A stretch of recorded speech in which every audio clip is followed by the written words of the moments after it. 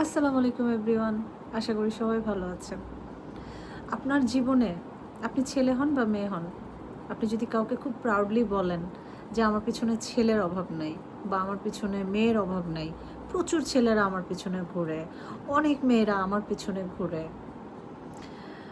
একটু ঠান্ডা মাথায় চিন্তা করেন, একটু ভেবে দেখেন, আপনি কি কথাটা ঠিক বলেছেন?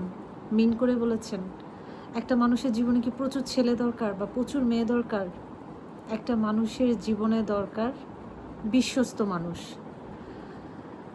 একটু খেয়াল করে দেখবেন, যে ছেলেগুলোর কথা আপনি বলেন বা যে মেয়েগুলোর কথা আপনি অনেক প্রাউডলি বলেন, বিপদের সময় তাদেরকে ডেকে দেখেন তো তারা আপনার পাশে আছে কিনা, থাকবে কিনা। আপনি যখন অসুস্থ হন তখন কে সেবা করে, কে পাশে থাকে, আপনার কাছে সবচেয়ে বিশ্বস্ত কে? তাই আপনার পিছনে কজন ছেলে ঘুরলো, কজন মেয়ে ঘুরলো, এগুলো নিয়ে প্রাউড ফিল না করে আপনার চারপাশে একটা বিশ্বস্ত বাউন্ডারি দেখেন। এই বাউন্ডারির ভিতরে বিশ্বস্ত কে আছে?